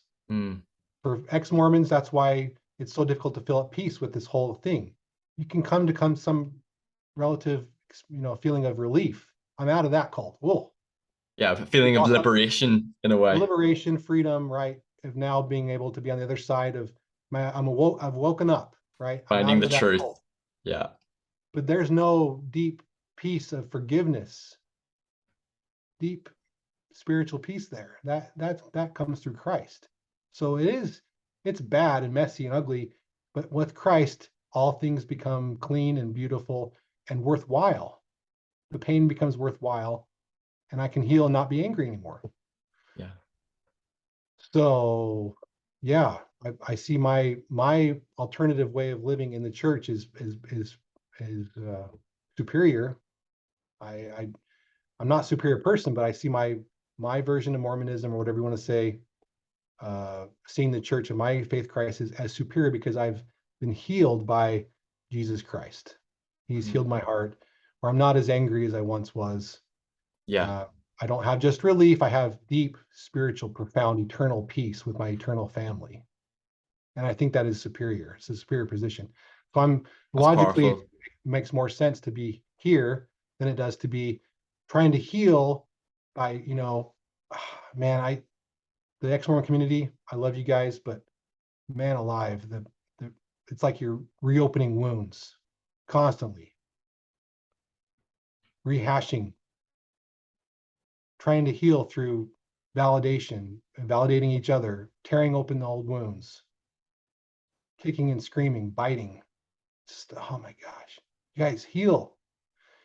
Come to Christ. Be healed through his power, his beauty. I can sit here and be like, it's okay. And it's all going to be okay. It's all beautiful. It's all for eternal purpose. And I have that. And I wish you could have that. It Yeah. just breaks my heart. The way that the ex-Mormon community is trying to heal from their faith crisis, from their past journey in the church. It's devastating to see. Mm. Okay, I've got a couple of questions. I think to segue, you talked about before, so I want to bring this up because in case I forget, you talked about before that you think there's many paths that lead back to God. So maybe you don't have this exclusive view or belief that we're the one true church, but I think you hold to, we have the priesthood power and the authority, but you have Yeah. a more sort of inclusive view of God that there's Yeah, many paths that lead back to him. yeah. I mean, obviously, Yeah, you've seen there's a video on YouTube that a lot of ex-Mormons like to share, people on the edge that are leaving. It's of a bunch of different religions sharing their testimonies, right? There's yeah, a I've listened to fundamentalist. that. It, for someone who has a black and white mindset in the church, it's devastating. It's absolutely rocks your world. It's like, oh no, all these churches, all these people are sharing their belief that their church is the only true church. If you listen carefully, that's not what most of them are saying. They're just saying, God, I feel God's presence here, which is fine. But I'm looking for a true contradiction, right? I've done my own anecdotal research, personal research into this. I've asked a ton of different, I've gone to big Islam Facebook groups, for example, and I've said, hey, how do you know that you're on the right path? Just an open-end question. And they always talk about the Quran being a beautiful scientific, miraculous work, or well, the pillars of Islam being so powerful that it can only be, it's true, it's guiding them. And they have all these different answers, but never once do they say, I went to Allah and asked Allah if this is the only true church for the whole earth. And we don't really ask that exact question with the church, but all signs are pointing towards our church being the only true and living church. I'll use the correct terminology from DNC. But I'm looking, if I had other religions coming to me and saying, yeah, I've prayed and God, in bigger numbers than just a few, I'm looking for a study. If anybody has Mm, a study out there that says, all these people in different religions are saying, I have prayed and God has said, this is the only true church that's going to be exalting. If they have that specificity in their prayer, and it's very black and white, answers that, and a bigger scale than just a few people that said, I prayed and God said not to join your church or whatever. I'm looking for that kind of data. And if yeah, anybody out there has it, I want to look at it, because I want to see, yeah, God would not contradict himself by giving very specific binary answers, yes, no answers to all these different religions, saying this is the only true church on the mm, earth, face of the earth. yeah, I've not seen that. I've seen God saying, come to me, I will heal you, I will bring you peace. The peace of Allah is very powerful. I mean, you have all these beautiful Muslim friends that feel tremendous peace as they worship. And that's not a contradiction, true contradiction. That's a loving, merciful God who they see as Allah. mm, yeah, So I'm looking for a true contradiction, and it's an open invitation to any ex-Mormon who hears this. I want to see it. I haven't found that kind of data yet. A few anecdotes here and there. Someone says, yeah, I prayed and the Lord said that this church is false. Okay, but yeah. that's not it. Yeah, And we can invite people if they have any video or any documents on that, any evidence to yeah, send it through. I would love to Now, look at it. now we chat on the phone a little bit, and you sort of hinted to this that there can be not just in our faith in our church, but in society in general. It's just a lot of divisions, intolerance, a Yeah, lot of labeling and attacking. I think we can see that sometimes between critics and apologists, sometimes between yeah, members towards people who leave, labeling them as they're apostates. yeah, They just want to sin. Satan's taken hold of their heart, and vice versa. We can see from the ex-Mormons. Most people, I would say, as a disclaimer, I think are really understanding, empathetic, tolerant, supportive in my yeah, experience. But there is that small minority on the ex-Mormon that can be quite attackive towards maybe the church or members. You're blindly following a religion or a cult. You've been indoctrinated, whitewashed. yeah, Um, there can be a lot of divisions between these two camps, these communities, and I feel like someone like yourself who's almost been uh, on both sides. What sort of message or what do you feel there needs to be more of between those who are on opposite sides of the believing spectrum? yeah. Well, I'm a hypocrite. I'll admit that, number one, when I answer this question, because part of my reconstruction phase, my journey back into belief was on YouTube, in the comment sections. I would go onto, the biggest ex-Mormon videos and debate ex-Mormons, Hmm. and very divisive. Yeah. Uh, saying, hey, I would always start off, gently inviting people to talk with me about my reconstruction and how I was finding answers, and I was excited about returning to faith.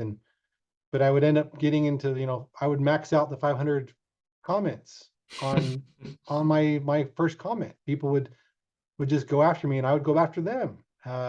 And so I spent time in another Facebook group called Mormonism Uncensored or something.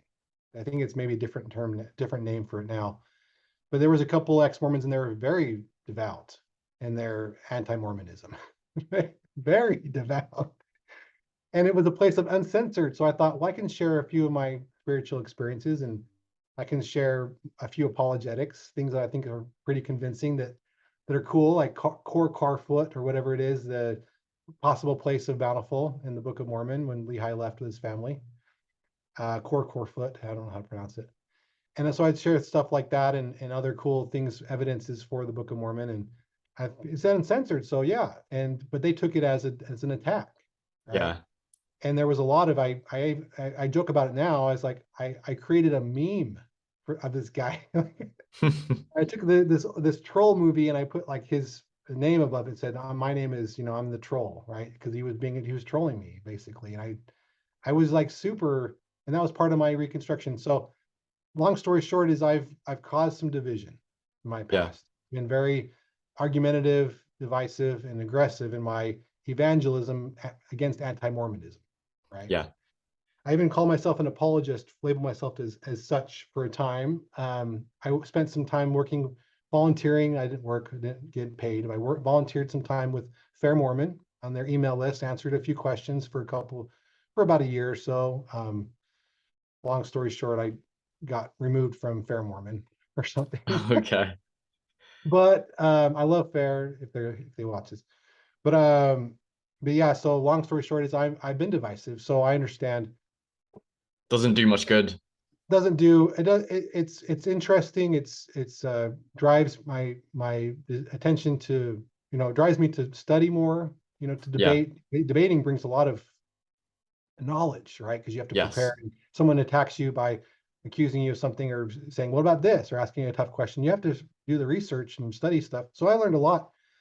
But as far as changing hearts, I had one lady in Australia, and on YouTube, one lady said to me once, he sent me an email later and said, "Hey, thanks for your strong defense of Joseph Smith. I've decided to be baptized." Wow. And so I think she's now a member. I haven't been able to touch base with her for a little while, but Yeah. out of all the hundreds of people, thousands of people probably I've interacted with, argued with, I've never had anybody say, except for this one lady. So I know it's not effective, debating to change hearts, to open people up. It could, for some people need to have a strong defense. And I've talked with the Midnight Mormons guys, Cardin Ellis, those guys, Yeah. Baku, and their philosophy is, yeah, I'm going to bite back. I'm going to fight back. Mm. And there's a lot of, I see in their comments, a lot of people I think that are helped by their strong defense of the church and attacking anti-Mormonism. I think, and I even went on their show and even Hmm. offered a sincere critique of John Dehlin on their Hmm. show. And I'm trying to be sensitive and empathetic at the same time, but I am definitely not in my warlike state as much as and I recently had a altercation on Reddit a couple months ago. They were condoning the vandalism on chapels, soft condoning. Some of them were outright condoning it, and violence against the saints because it's justified because we're a cult, right? So it's like they don't listen any other way. You got to vandalize their chapel. So some of them were justifying straight up. And so I was Hmm. like, this is ridiculous. You guys are meant to, talk about having high morals and ethical standards as you leave the church. But yet you're on here softly condoning many of you. And I was like, this is ridiculous. I've Yeah. been listening to you guys, cut it out. And so yeah, they were upset with me. And I ended up deleting my subreddit thread after few hundred comments or whatever, like, and I got Yeah. downvoted like crazy. So I've done this recently. I get in their faces once in a while, but I've been spending a lot of time learning from them, listening to them. But I've walked that ex-Mormon path in so many different ways. I'm just like, when someone's constantly belittling and tearing down the good, honest faith efforts of members of the church in so many different ways, I've lost a lot of patience there. Yeah. But I do try to provide a place of listening and learning. Still, when someone reaches out to me sincerely wanting to wrestle with these things, I'm not going to argue with them and hurt them at Listen with all. love, Listen with love empathy, and support. offer some ideas of things that they can do to reconcile their faith. But I'm not a perfect person when it comes to if I go a couple years without any debates at all, I'll let you know. And I think, in my view, I think debates can be good. I think dialogue is good. I think discussions with people that disagree with you can be good. My Yeah, experience with social media, especially social media, is people can often be the most attackive and divisive yeah, over Messenger. But when you can really sit face to face, you can share your stories, your feelings, your emotions. yeah, And I've talked in these past few months with friends, family members, and new people I've met who are believers or non-believers who have their struggles. And I feel like if we can talk and really listen, show yeah. empathy, even if we disagree, that I find them edifying discussions, and it hasn't had to divide us apart the more that we've listened and not seen it as more of a us versus them Good for you. mentality. It's not easy to achieve that. Let, I think let, both let sides that can be be mine. guilty a little bit of it. Okay, one or two last questions. There's some people who have doubts, sincere concerns, who are going through a faith crisis. They feel like they maybe can't resolve it, Mhm. and they feel like being in the church isn't the healthiest or happiest space for them, and they feel like the right decision for their life is not to go to church, not to be in the church. Yeah. What would you say to those people who feel like that is the right decision for them? They just can't make it work. Maybe you can, Leo, and we, respect you, respect your experiences, respect your Yeah. feelings, your thoughts. But for me, I can't make it work. What would be your thoughts and your response to Okay. someone who would be like that? Yeah, yeah. I'm glad you asked that question because I was going to interject in before we left the last thing. But there's different terms that are really important to define, right? As we come together. Honor, I honor your path. I respect, use that word. Um, I appreciate, I can see where you're coming from. I understand. Um, all of these are words that I think are valuable to use to help someone to feel like you're not crazy, right? But when it comes to agreement, I'm very seldom agree with our critics at this point.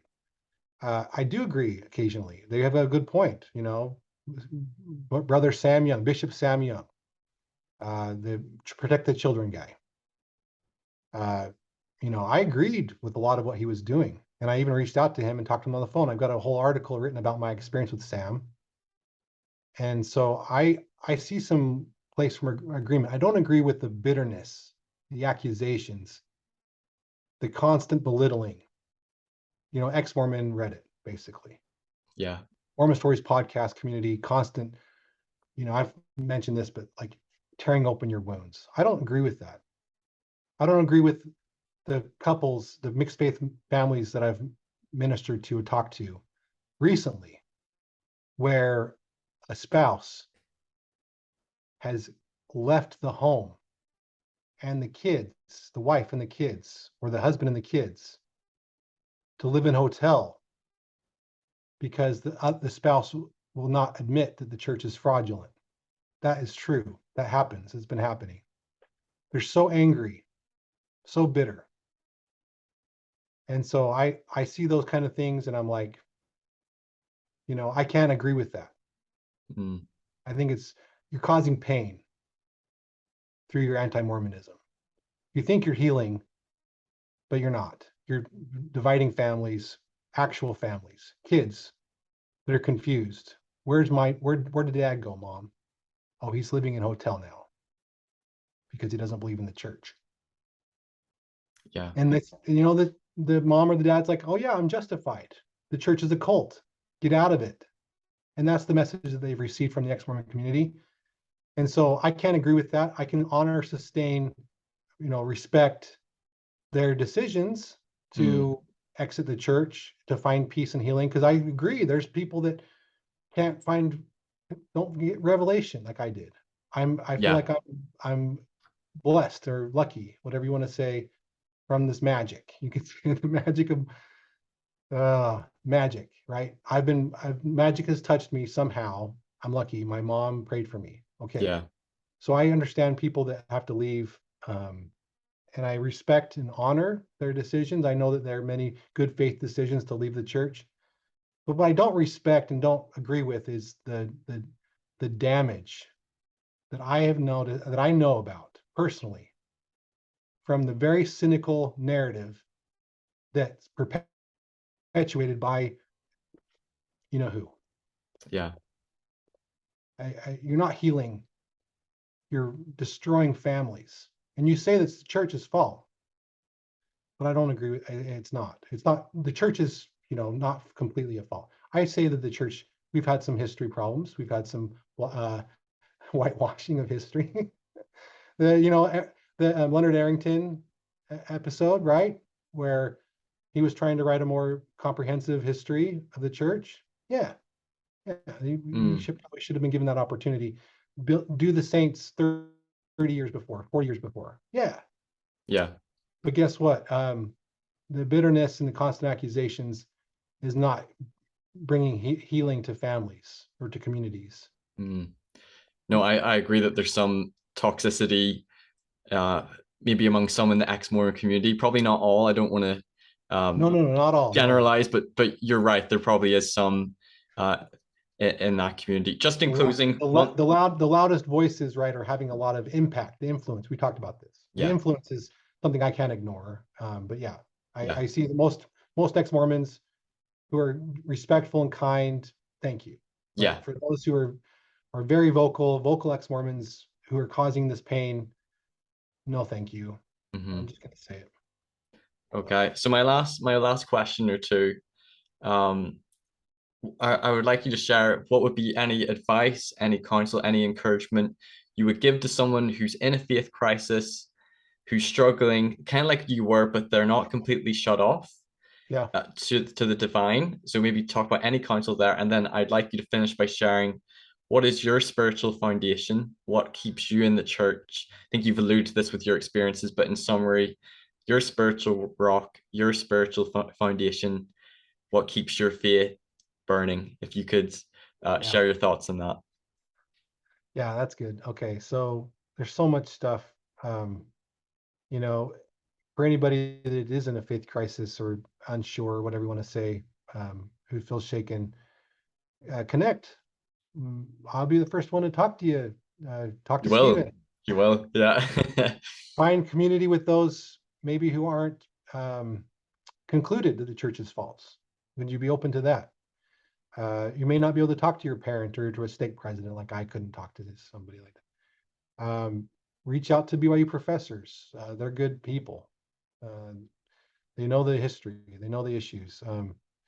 If you don't feel like you can pray authentically, genuinely right now, meditate, breathe, be kind. Don Bradley, who returned to the church, has a really good insight he provides about when there's some research done like on animals, like with blinders, like a horse, when he's like super angry, the horse can't do anything but just look straight ahead, right? The anger, like with humans, causes us to like blinders, like our focus, tunnel vision. We can't see anything beyond when we're so angry, and which is really interesting research. Like human nature is get out of that anger somehow, breathe, meditate, become a Buddhist like Tom McConkie, right? Study Eastern religion, become at peace with your ex-Mormonism, try to leave the cynicism away, get out of there, get out of those angry communities, find some healing, some happiness, some peace somehow with nature, right? And then as you get less angry, um, and I wasn't really an angry doubter. I was more just disillusioned, lonely, sad, right? But if I'd been an angry ex-Mormon online, I don't know if the Lord would have reached out to me. Maybe, maybe it would have been a true Alma the Younger experience. I don't know. Um, but I think I was more of in a mindset like I'm open still. I'm just sad. Um, but the anger just blinds you. Like you can't think straight. Anger Yeah. is just does that naturally. It's scientifically proven. There's research on it. But anyway, that's my advice for people that are in faith crisis. Don't be angry. Try to find some peace. Step away from church for a little while if you need to. I'm acting. I have a calling. I'm probably not going to get disfellowship for saying this, but I've ministered to some people who said, yeah, I mean, if sacrament's too triggering, take a little break and just breathe. Read your scriptures if you can read the Book of Mormon a little bit, maybe, or read the Bible, maybe, or just breathe and talk to your higher power, supreme being, whatever you want to call this person. Almost like withdraw, reconnect with yourself, reconnect with Yeah. spirituality and with God again. And focus on Jesus if you Yeah. can. It's hard to believe in the institution. Okay. That's what, who is it? Richard Bushman, I've heard to say that he would, I've heard that he does this, but when he ministered to people in his office, he would ask, I can't believe in Joseph Smith right now because of X, Y, and Z. Be like, well, how's your relationship with Jesus? And can you believe and connect with Jesus? Well, yes, I still have a relationship with Jesus. Well, then you're going to be just fine. That's what he says. Mm. Because Christ leads all of us back towards the light and truth, the knowledge that we need. And so a focus on the Savior, disconnecting maybe from the institution for a little bit if you need to. I mean, I would like people to go to church and wrestle through this by going to church. But if it's making you more angry to be at church, then try to connect with God in a different way. But then maybe try again once you've developed a little more empathy, charity towards simple believers. Mm. I've had to find ways to not pity. I can't pity, that's bad, but to be more charitable towards my traditional believing bishop or stake president or whatever who it is, my religious society president, my ministers who come over and share a very simplified version of Joseph Smith's first vision or whatever it is.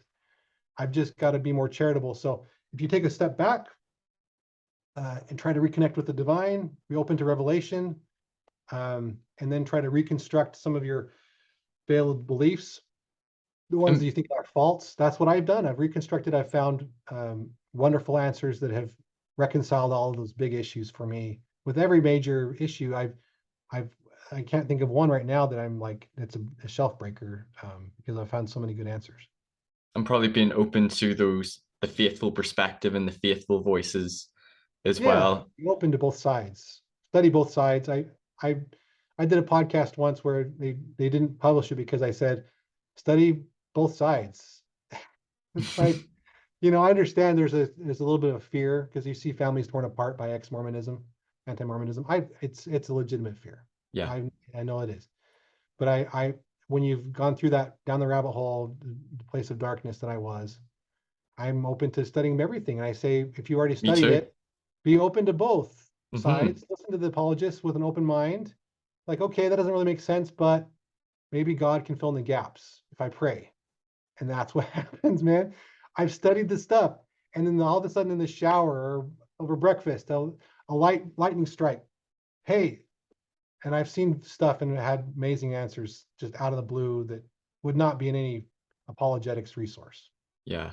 So And your spiritual foundation, where your faith is now, in quick summarize what's your spiritual rock, your foundation, what keeps you in, what keeps you believing.